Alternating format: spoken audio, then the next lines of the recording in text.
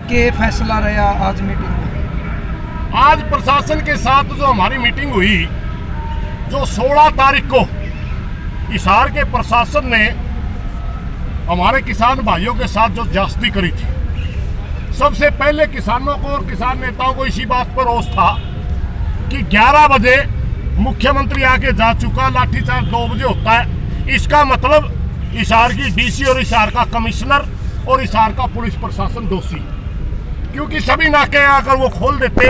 Hospital में किसान hospital में उधर विरोध करने जाना था, वहां जाकर के डीसी मैडम अगर बोलती कि आइयो भाइयों देखियो वो मुख्यमंत्री जा चुका, तो किसानों ने किसी किस्म का, क्योंकि हमारा मकसद है जब तक आंदोलन चल रहा है, हमारा मकसद कोई तोड़फोड़ करना, आगजनी करना या उपद्रव करना नहीं है।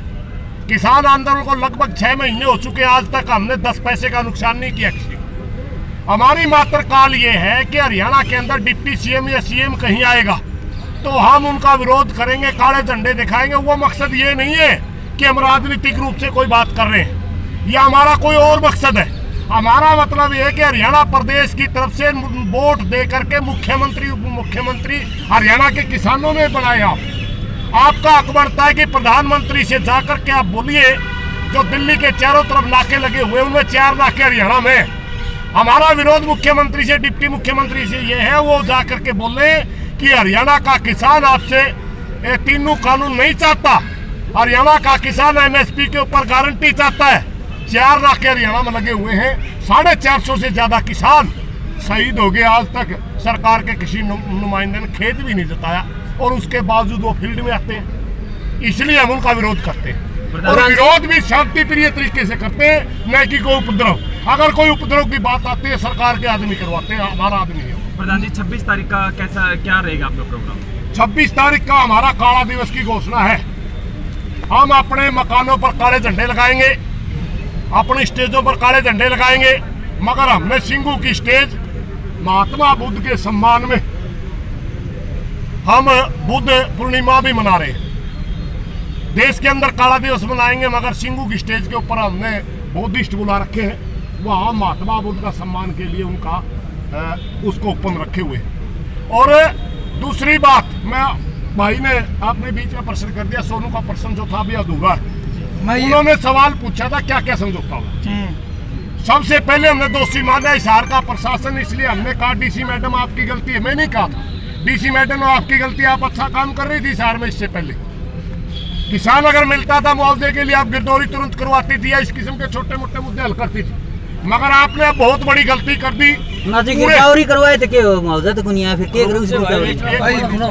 मुआवजा भी दिलवाओ की बात भी आप थोड़ी बहुत किसानों की सुनती थी, मगर आपने बहुत बड़ा मुद्दा अचानक हिसार जींद का ही नहीं पूरे एरिया का जो किसान हुआ था उसके ऊपर लाठी चार्ज करवा करके आप इस सारे घटना के दोषी कमिश्नर साहब और डीसी मैडम, उन्होंने सरे, और हमने कहा कि आपने सार्वजनिक तौर पे सबसे पहले माफी मांगी है माहौल बनाने के लिए। इस भाई ने ठाए दो बड़ा पाछे को मैडम ने पूरे किसानों से माफी मांगी।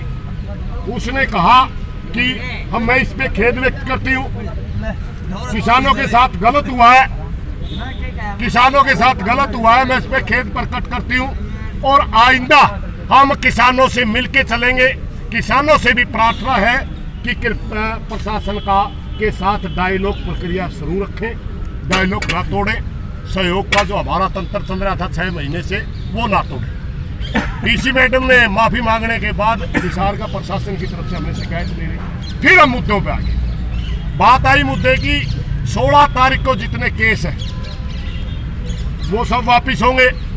किसान आंदोलन के दौरान जिसमें प्राइवेट एफआईआर नहीं है, प्राइवेट एफआईआर है, उनको छोड़ करके जो स्टेट की एफआईआर है वो वापिस करने की प्रक्रिया कल से ही शुरू हो जाएगी, और 1 महीने के अंदर सभी केस वापिस कर दिए जाएंगे। तीसरा, हमारा जो किसान शहीद हुआ धरने पर, उबालन का है रामचंद्र जी खरब, उनके लड़के की तरफ से एप्लीकेशन जब भी आएगी उनकी योग्यता के अनुसार, ऐसा नहीं कि भाई कोई पढ़ा लिखा है नहीं फिर उसको कहाँ से दे, उनकी योग्यता के अनुसार उनको आजकल को हुआ भर्तियाँ तो सरकार ने बंद करा के डीसी रेट पे हम उनको सर्विस देंगे।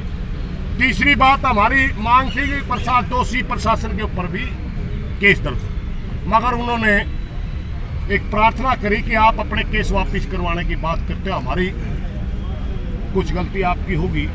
हमने कहा गलती हमारे किसान की नहीं है, लाठीचार्ज आपने किया, मगर उन्होंने कहा हम जल्दी जब गलती मान ली, आप भी इस बात को छोड़िए, इसलिए प्रशासन के ऊपर केस दर्ज की बात नहीं चली। और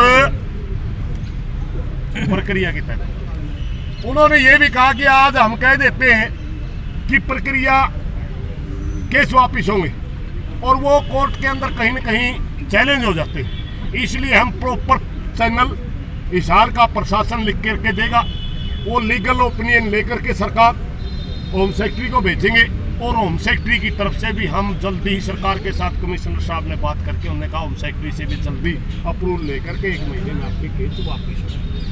तीसरी बात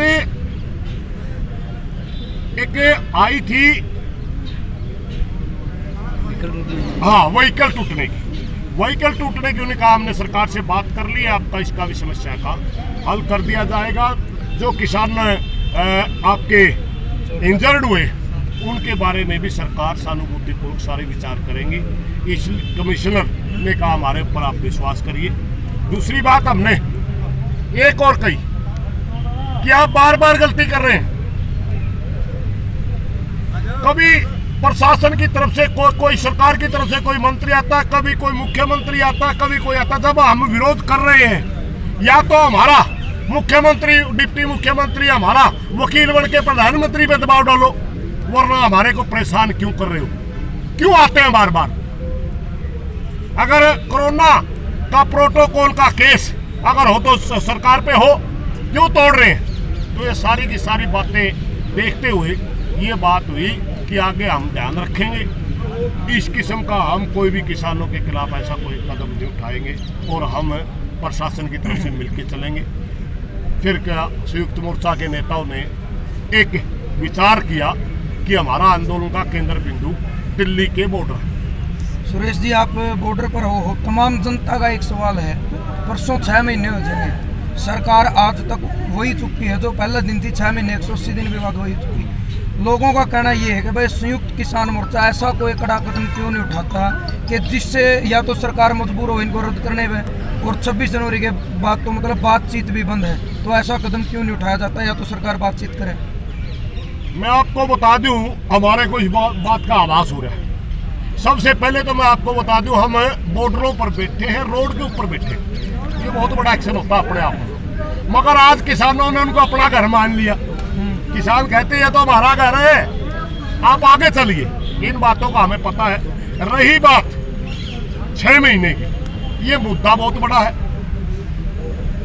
एक अहंकारी राजा के खिलाफ खड़ा होना भी बहुत बड़ी बात है। एक इतने बड़े अहंकारी आदमी जिसने आज तक चाहे अच्छा काम किया चाहे कोई बुरा काम किया, उसने अपने पीछे मुड़ के नहीं देखा। और ये मुद्दा आज से नहीं, मात्र WTO का समझौता सरकार का 1991-96 की उसमें हुआ था। ये 30 साल पुरानी बीमारी मेरे भाइयों। देहात के अंदर ये कहा जाता था ना, कोई लंबी बीमारी हो जाए, किसी लुगाई का है तो आपने उसके पड़ोसन नुकार दी तरह के बीमारी में दूसरी निकलती, इसके तो बड़ी बीमारी है। यह बड़ी बीमारी मेरे भाई, इसमें सारी की सारी राजनीति शामिल है। 1991 से लेकर आज तक जितने शासन रहे सारे शामिल हैं। सब WTO के तहत इसको किसान को निजी हाथों में देना चाहते हैं, इसलिए ये लड़ाई थोड़ी सी लंबी है। उद्योगपतियों के खिलाफ है। उद्योगपतियों के पास देने के लिए पैसा होता है, किसान के पास देने के लिए पैसा नहीं होता। ये वैचारिक लड़ाई है, मात्र छोटी लड़ाई नहीं है, इसलिए टाइम लगेगा। एक बात होने प्रधान जी, ये एक महामारी का रूप में भी देखा जाने लग रहा है। भाई कोरोना एक महामारी है, बार बार उल्लंघन किया जाने लग रहा है सरकार के द्वारा। फिर टीवी पे आकर हमारे जो प्रधान सेवक जी हैं, प्रधानमंत्री जी हैं, वो आकर न रोए हैं। तो इसका पाछा समझ में नहीं आ रही। भाई एक तरफ ख्याल रखने की बात कर रहे हैं, दूसरी तरफ संवेदना, दूसरी तरफ फिर न्यू भी को नहीं भाई उनके बात मान नहीं जावे। प्रधानमंत्री जी की जहाँ तक बात है, उसके बयान का तो सबसे अच्छा उदाहरण हमारे अम्बाड़ा के सांसद है कटारिया जी ने दे दिया। कटारिया जी ने कहा किसान तो बहरूपिये हैं। बहरूपिया कौन होता है? बहरूपिया वो होता है जो हर रोज भेष बदले, कभी पुलिस बन के आ गया, कभी सेठ बन के आ गया, कभी भिखारी बन के आ गया, कभी बाबा बन के आ गया, उसे बहरूपिया कहा जाता है। अगर इस देश के अंदर सबसे ज्यादा पिछले 7 साल में किसी ने भेष बदले, वो प्रधानमंत्री नरेंद्र मोदी। इस देश का अगर सबसे बड़ा बहरूपिया कोई है वो नरेंद्र मोदी है। और नरेंद्र मोदी पहली बार नहीं रोया, ये संवेदनहीन आदमी है, नाटक करता है मात्र। ये तो पता नहीं कितने बार रो लिया है, अगर इसकी पुरानी वीडियो को 50 बार रो लिया। ये रोता नहीं दिल से नहीं रोता, दिखावा करता है। हमारे 450 किसान शहीद हो लिए, एक आंसू नहीं आया उनके लिए। और जहां से इलेक्शन लड़ता है वाराणसी से जिस दिन ये गया, इसने कहा था कि मैं आया नहीं हूं, मेरे को पार्टी ने नहीं भेजा है, मुझे माँ गंगा ने बुलाया है। उस माँ गंगा के अंदर लाखों किसान की लाशें जा रही हैं, उनके लिए एक आंसू नहीं बहाया है। ये मात्र नाटक किस लिए कर रहा था? पिछले 7 साल के अंदर 6,700 करोड़ रुपये अपनी छवि को बिल्ड करने के लिए, अपनी छवि को ऊंचा करने के लिए नरेंद्र मोदी ने लगाए। मगर कोरोना की 1 साल की इसमें महामारी में किसानों के आंदोलन ने इसकी सारी पोल पाट दी। इसका सब पता चल गया कि ये आदमी इतना झूठा फरेबी है, इसका किसी भी तरह का विकास से कोई लेना देना नहीं है। वोट लेता है, जाति और धर्म में बांट करके जनता को मूर्ख बना के वोट लेता है। और ये आदमी अपने आप में चूर है। 5-7 आदमी भी सुनता हो तो सुनता हो, ये किसी का विरोध भी नहीं सुनना चाहता। प्रजातंत्र भी नहीं इस देश के अंदर। प्रजातंत्र के अंदर हर आदमी को अपना आवाज उठाने का अधिकार होता है, राजा के खिलाफ पोस्टर लगाने का अधिकार होता है। आपको पता होगा दिल्ली के अंदर कुछ साथियों ने एक पोस्टर लगाया जिसके ऊपर लिखा था, मोदी जी हमारे बच्चों की वैक्सीन आपने विदेश क्यों भेजी। उनको गिरफ्तार कर लिया।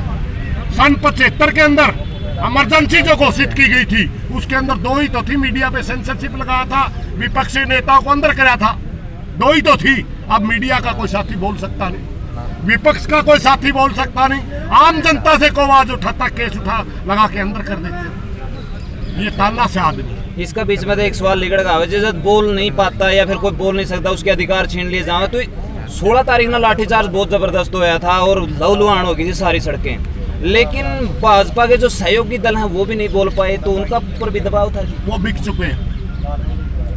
अगर हिसार के अंदर लाठीचार्ज का सबसे ज्यादा राजनीतिक नुकसान किसी आदमी को होता है,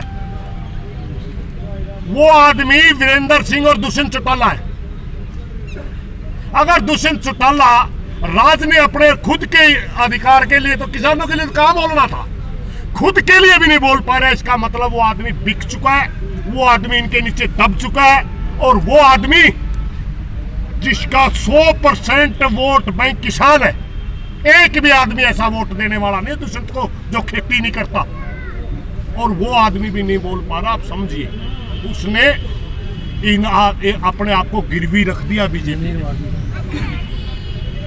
वो आदमी बोलने के लायक बचा ही नहीं है। कुछ दिन पहले जब शुरुआत हुई थी आंदोलन की, तो जो केंद्रीय पूर्व मंत्री रहे हैं वीरेंद्र सिंह, तो उनके किसानों के पक्ष में बड़े बयान आए हैं, लेकिन काफी दिनों से अंडरग्राउंड से चल रहे हैं, तो उसका पास से भी कुछ कारण बताओ। वीरेंद्र सिंह नकली और फूल बना था, मात्र बयान देके आंदोलन को डाइवर्ट करने के लिए हमारे पास एक मैसेज भेजा था कि मेरे को बिचौलिया बनाइए, बिचौलिया बनना चाहता था। मगर सच्चाई क्या है, चौधरी वीरेंद्र सिंह जाट आरक्षण के दौरान बिचौलिया बना था, पूरे हरियाणा के जाटों को बेच के खा गया। अब मैं दूध के जड़े हुए थे, लासी को फूंक मार के पीना था। हमने साफ इनकार कर दिया कि हम किसी को बिचौलिया नहीं लेंगे। अगर सरकार से बात करेगा तो संयुक्त मोर्चा करेगा, कोई वीरेंद्र सिंह की जरूरत नहीं है। अगर आपने किसानों को हकमाना था, अपने लड़का जो हिसार से सांसद है उसका इस्तीफा दे के आइए ना। डबल गेम नहीं चलता, डबल गेम ये किसान ने इतने मूर्ख नहीं है, भोले नहीं है। आज काफी बड़ी जीत हासिल करी है किसानों ने, तो इस चीज का फायदा आने वाला जो मुकाम हासिल करना, उसके अंदर कितना बेनिफिट होने वाला है? देखिए, कोरोना का नाम लेकर के या कुछ फसल की बात करके हम थोड़ा सा आंदोलन स्लो ले रहे थे। हिसार प्रशासन इन्हीं पूरी सरकार ये देखना चाहती थी किसान कितना तैयार है। मैं धन्यवाद करना चाहूंगा किसान भाइयों का कि उन्होंने दिखा दिया कि सरकार हमें हड़के में लेने की गलती ना करे। अगर सरकार ने किसानों के खिलाफ कोई साजिश रचने की कोशिश करी तो किसान उससे भी ज्यादा ताकत में दिल्ली के बॉर्डरों के ऊपर होगा। और हम आंदोलन को किसी भी सूरत में हारने के लिए नहीं जा रहे, मात्र जीतने के लिए आ रहे। एक ही विकल्प है, तीनों कानून वापस, MSP की खरीद की गारंटी कानून लेके ही है। प्रधान जी लास्ट में एक छोटा सवाल, हर छोटा है जवाब दे दियो आप भी। एक चीज देखने को मिली इस आंदोलन में, जिस गाड़ी के ऊपर भारतीय किसान यूनियन का झंडा लग रहा हो, मतलब इस तरीके से जाओ जिस तरह कोई बड़ा मंत्री गाड़ी जा रहा, कोई हाथ नहीं कर सकता। तो कई जगह एक सिलसिला चला, कई लोग न्यू कहा कोड़ो जाना न्यू कहते हैं लोग भारतीय किसान यूनियन का झंडा ला दे, बोले द्वार जी टोकन पूरी वाली बन गई। मेरी प्रार्थना किसानों से अपनी ताकत को पहचानिए। सर छोटू राम ने कहा था, ए भोले किसान तेरी अपनी ताकत पहचान, तेरे अंदर वेग से ज्यादा तेजी है, तेरे अंदर पहाड़ों से टकराने की हिम्मत है। और अपनी सोई शक्ति को उठा करके उस गुलामी के जमाने में सर छोटू राम ने भी हमारे अधिकार दिलवाए थे। आज भी हमारे हरियाणा प्रदेश के किसानों से प्रार्थना करना चाहते हैं, कृपया करके गुलामी छोड़िए और अपना झंडा का नीचे आकर के अपनी ताकत पहचानिए। आज किसान यूनियन का झंडे की जितनी कदर अगर इतनी कदर आप हर समय रखना चाहते हैं तो परमानेंट अपनी गाड़ियों पे किसानों के झंडे लगाइए। बहुत बहुत धन्यवाद। नैन साहब आप क्या कहना चाहोगे, आज जो फैसला हुआ है इस फैसला? देखिए, किसानों के साथ लगातार हरियाणा प्रदेश के अंदर 2-3 जगह सरकार ने इस आंदोलन को तोड़ने का प्रयास किया, उसी का हिस्सा हिसार की घटना थी। आज मैं हरियाणा प्रदेश के तमाम किसान साथियों को धन्यवाद देना चाहता हूं कि उन्होंने अपने ताकत दिखाते हुए एक बार फिर हरियाणा सरकार के मुंह पे तमाचा मारने का काम किया है। और आपको विश्वास दिलाते हैं, जब भी दिल्ली की कॉल आएगी या हरियाणा प्रदेश में सरकार ने दोबारा को प्रयास किया, फिर हम मुंह तोड़ जवाब देने का काम करेंगे। ठीक है, धन्यवाद जी आप सबका।